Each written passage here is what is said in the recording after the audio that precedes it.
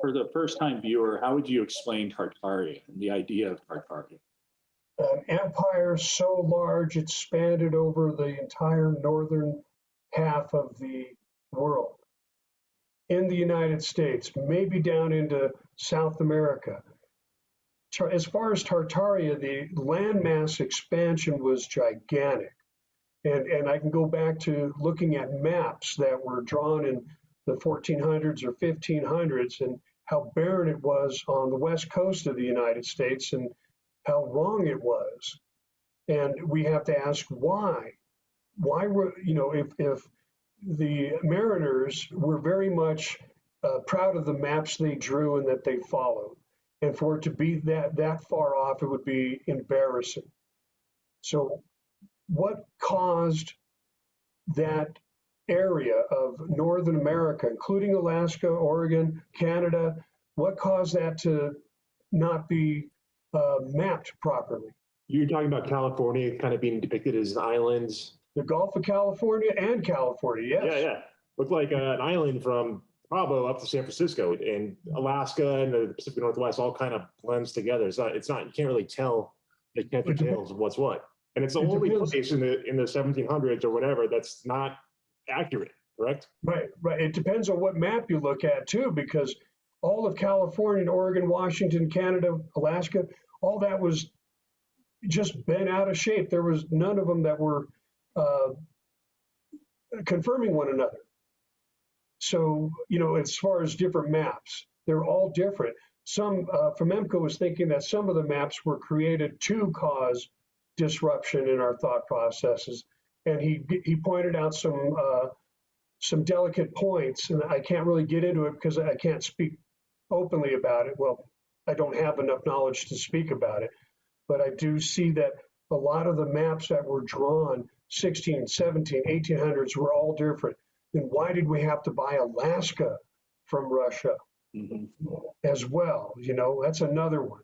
Why do some of the Indian tribes in Washington and Alaska speak Russian as their native language? Kind of embarrassing if you're a historian believing the Roman Empire, Yeah, you were speaking of a map, and the Frau Moro map to us is one of the clear presentations of a map that supports Fomenko's theory that Rome, as we know it, Italy, was actually built in the 14th century, correct? Yeah, I think it's a 1450 map, and that was kind of at the fall of what we've been told was the Mongol Empire, the Mongol yoke. And if you look at this map, Europe is almost completely blank. A few little cathedrals here and there, but everything in Russia, Eastern Europe, going all the way to China is castles and boats and walls and glorious architecture depicted on this map. I have a copy of that map. It's only like 30 inch by 30 inch, and it's supposed to be really accurate. And I can see some of the things, but I understand that map to be like 30 foot by 30 foot in its original size. And the detail is just absolutely amazing.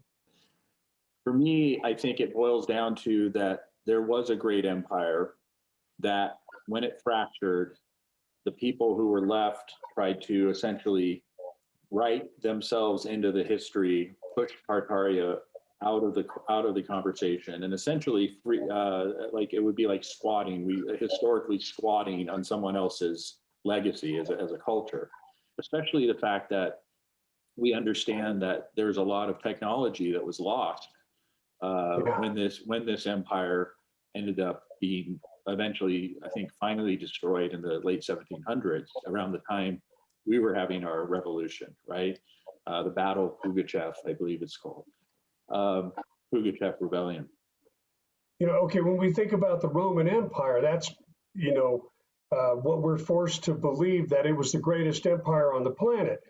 And History, Fiction, or Science, Book 5, spoke about Marco Polo, which got me on a whole different tangent. Yeah, it's very interesting.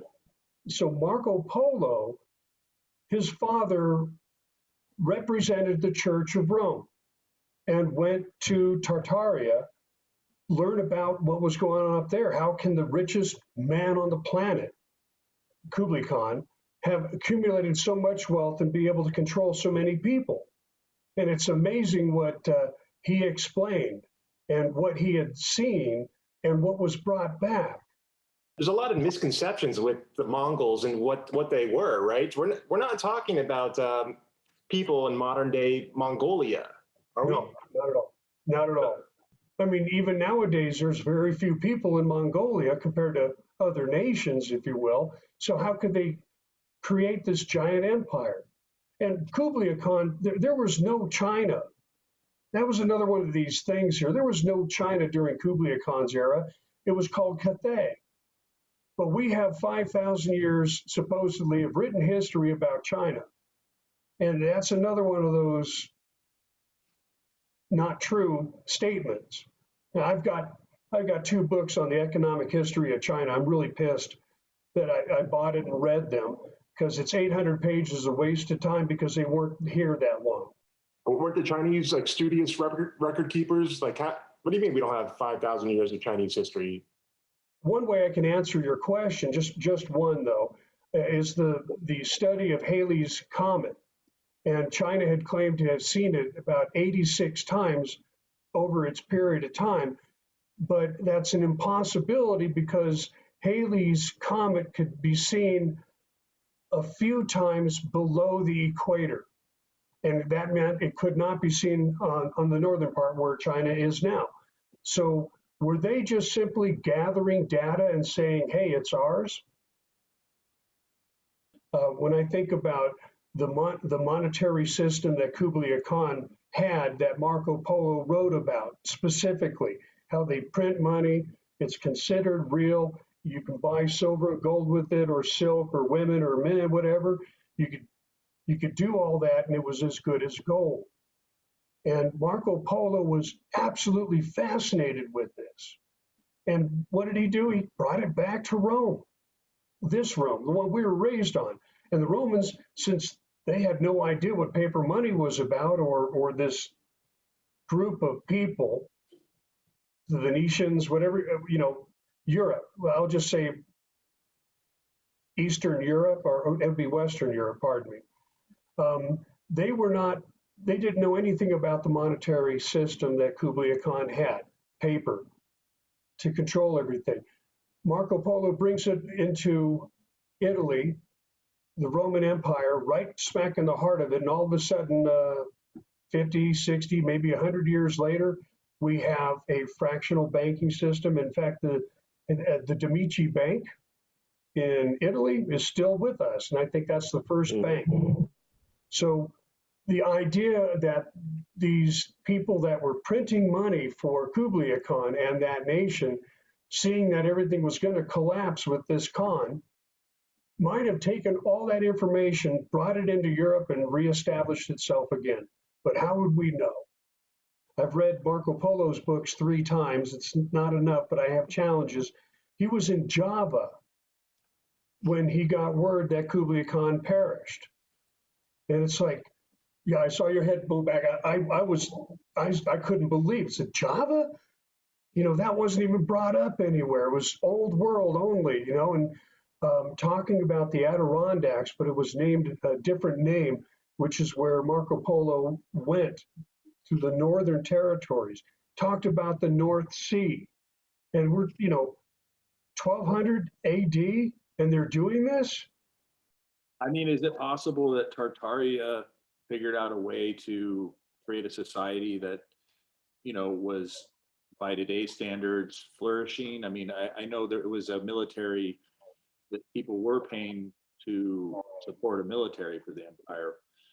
But if you look at these Gothic churches and some of this architecture, and you look at these 4-story organs, and you think, how could this be just for decoration? I mean, and you realize that these were healing centers, that they were using cymatics and frequencies to actually heal people.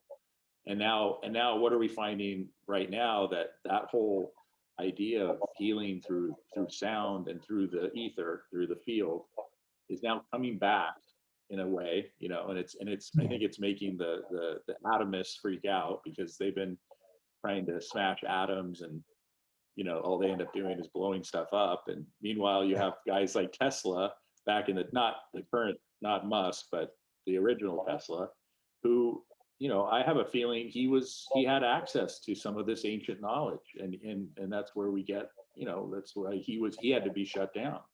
What are your thoughts about, maybe Tesla and the connection to Tartaria? So Nikola Tesla, great math man, but more importantly, a guy who was connected to electricity, connected to maybe that stream of knowledge that we all try to reach. Some people are born into it, I like to go back to the idea of Confucius, and some of his writings were very deep and had more of an understanding than the language it's presented in. I mean, there's many ways you can look at certain statements that Confucius made. And I think that there is a very good possibility that some of those ancient writings were out of this world to teach us something, so we can get bigger, so we can grow, so we can expand across not only this planet, but this entire solar system and maybe even beyond. Interdimensional we have to graduate.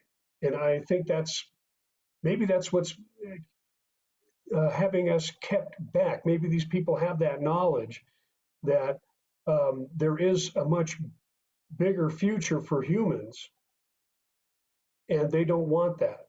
They like what's going on here, where they have control, they have the best of the best, and we're just sheep.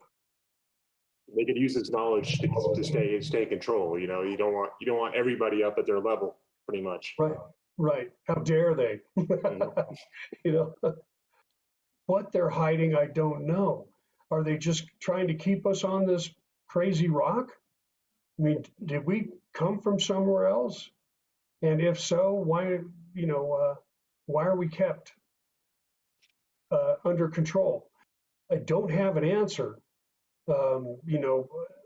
Some of the studies in the past about the Anunnaki, we were created to mine this planet, and then there was a great war between the species, and we were left here on our own.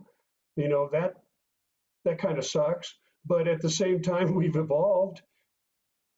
They're hiding something, and it has to be earth-shattering, I would think. Well, in the Bible, you have all this of the Nephilim and all the giants and all these people living 600 years and stuff. It wasn't just us described in so many texts and stuff. Right. The Watchers of the Earth, they looked at the women and they bred with them, created giants, and giants could have a completely different, it might not be tall people, it could be super smart or something like that. Yeah, even in the Bible, they talk about extraterrestrial. So to me, I find it interesting now, here we are, 2021, our government's coming out and saying, yes, there are UFOs or UAPs. So you kind of wonder, like, this technology, this idea of hidden technology, we're actually experiencing it right now, and it's still going on. I think that's what excites me about this whole idea of new chronology, is that it's starting to really kind of put everything in perspective and the dots are lining up. And it's something now that people can see for themselves, like, okay, either these are ET craft or they are our own craft that we have developed from the ET technology. But maybe they come from technology that has been hidden for much longer, going back to Tartaria with atmospheric energy, cymatics, frequency healing, the etherists. That idea, I've been really, talk a little bit about your understanding of the technology of the empire and how it was covered up. Okay. As far as the UFOs and studying Nazis and what they were doing with the UFO technology and what was going on in Antarctica, there was something that did occur down there. All you have to do is look at the Admiral Byrd's videos to see those flying vehicles that were not like planes go between the masts of battleships and sinking several military ships. Now we're talking about Operation High Jump in 46 and 47, right after the war. For those who don't know, it's a legendary story. Admiral Byrd and I think Admiral Nimitz. It was supposed to be a scientific expedition. That's what the cover was, but it was a fleet of like 5,000 heavily armed servicemen, planes, aircraft carriers, a whole war armada that went down there. As soon as they got down there, they hightailed it back as quick as they could. Apparently, Admiral Byrd stopped in Argentina and gave a newspaper interview that might have got him in some trouble, where he said the next threat would come from the poles with craft that could fly north to south, and there's nothing you could do about it, kind of stuff. As legend has it, what they came in contact there was the remnant of the Nazis that moved all their stuff down there in sort of these underground ice caves or submarines, bases and stuff. And they were developing this technology in Antarctica, which they used to attack the fleets. Let's face it, World War II, we came out number one. We went to a continent that was supposed to be covered with ice, and we got our ass kicked. So it's, that's technology. I don't have enough on it, but I love the Admiral Byrd. I love what happened down there. I'm not meaning that about the deaths of people or anything like that, but that was a great awakening for our military. It proved that there is a science out there that we don't, the general public doesn't have any access to, whether it be Nazis or another planet species. I don't know. But what I do know is there is technology here that embarrassed us, the best nation on the planet, the biggest killing machine, if you will. Like I said, I worked on a series, and I was exposed to some really interesting people.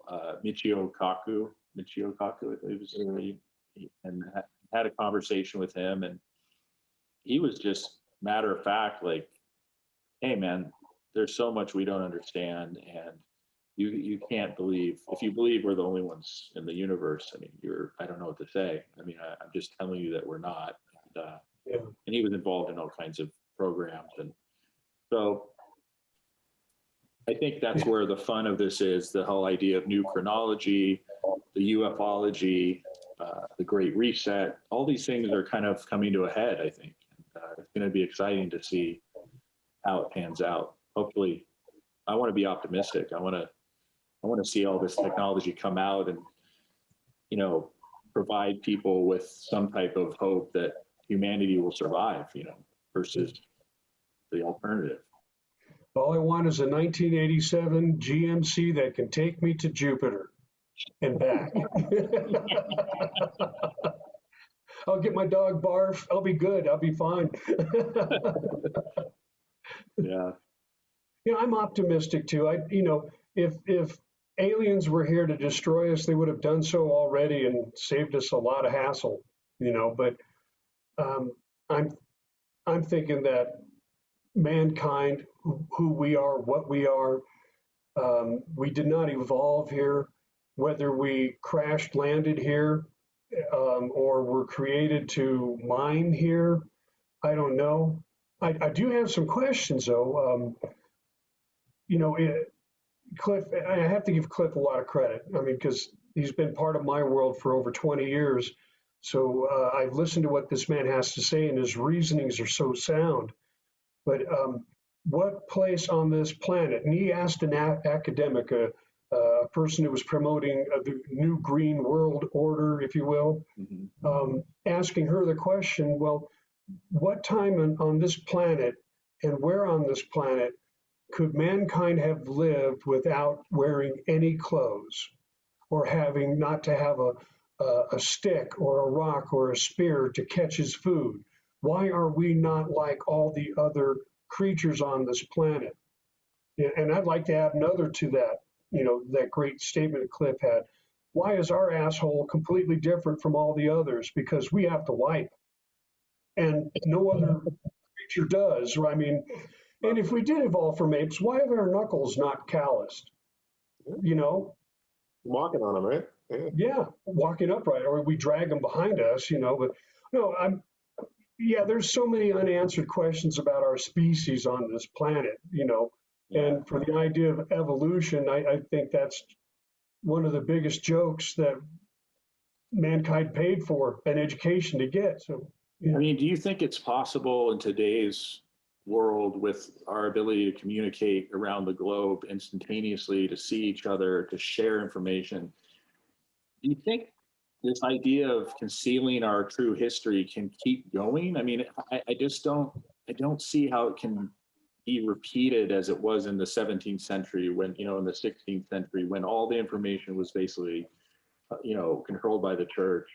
It was, it was only the royals and the elites that had access to this. And now, obviously, anyone can get online and start digging, and yeah, stuff will be erased digitally, but so many people are downloading stuff and sharing ideas, and it seems like it's going to be tricky to kind of pull off to keep this history hidden any longer. What are your thoughts on that? well, if Google can keep hiding things, then, they think that there's a possibility. But, the one thing I think about mankind overall is that we're a diehard optimistic group, and we look for truth. And if there are questions like what we have right now in this discussion, there's a ton of questions, and we search for those. So I think that we are witnessing a collapse at present, both monetarily and because of our understanding. Everyone is waking up, and I think the powers that be know that we're awake, and now they're scared. So I think the internet was a wonderful thing for all of mankind. I absorbed it right away. I couldn't believe, in '94 is when I got my first computer, and I couldn't believe all the information out there. It was just amazing. It's like, as a human being, I could sit in my house and I could soak all this stuff up. And I don't have to go to school. I don't have to be taught by anybody. So it was a great awakening for me. And seeing everyone else, it's now a part of us, this internet, artificial intelligence, if you will, the internet, the communications. I think that might be the downfall. It might be what they were afraid of in the first place. Once the population gets to a certain level, how many more smart people are going to be there? How many people are going to have the creative mind and that spark to tap into that, the knowledge, the stream of knowledge? And then how far will we go? And that part really excites me. Why these guys are holding us back? Well, they wanted to stay in place. Yeah, and it's kind of funny that the powers that be do not foresee kind of how it would be sort of used against them. And I think what we're seeing in the past 5 years is probably catching up to. They're realizing what they've done, and they're trying to put the lid on it, trying to poke their finger on the leaking dam. The cat cannot go back in bag. Yeah. That's point taken. My concern is that, like you said, that these people are getting scared. And when people get maybe scared of losing power, right? Scared of this hidden technology, this hidden history from coming out. And my fear is that they'll try to pull the classic, false flag operation, kind of fall back on the old tricks that they've been using throughout the 20th century and before. Do you think that's a possibility? I mean, do you think it's just not enough people are going to buy into that? I think it's already too late for them. I think it's too late. But they will lash out. What else have they got? They've been murdering people for centuries. They've been threatening people. They've been taxing the crap out of everybody. Doesn't matter what country we're talking about. It's always the same thing. So I think people are waking up, and it is going to be trying times, but it's going to be exciting too if we could just get through it. Just one more thing. I was wondering, I wanted to get your take really quick on I know maybe it's not a quick take, but this whole crypto thing going on, and as that relates to the Great Reset, and just since you are in finance, what are your thoughts on this? I'm excited. Okay, I'm excited about decentralizing the monetary system, which is what this is. It's trusting math is what it is. And the banks are scared stiff of this because, I can make a purchase now with a cryptocurrency and buy from another country, have the product ship here. And did I pay a tax on it? You know, if I don't convert my cryptocurrency back into dollars, is there a dollar transaction? And these are things that they haven't even figured out yet. The idea of mathematics taking over goes right into the Fomenko thing as well.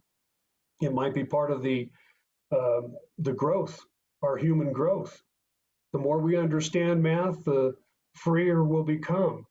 The less chance people will be able to steal from us. The banks can pretty much say goodbye to the rest of mankind for what they've done. I mean, this is the turning point. And I think cryptos, I think the internet, I think mathematics, the ability to challenge and the ability to communicate like what we're doing right here has opened the eyes of many a people. And I'm optimistic. I am wholeheartedly optimistic because now I know there are more people out there that believe the same thing I do, that tomorrow is going to be better. And all we have to do is do what we've always been doing, progress, advance, find easier ways, find cheaper ways, and get out from this enslavement that this entire conversation's been about, you know, Tartaria, military rule, paper money, lack of communication. It's busting wide open.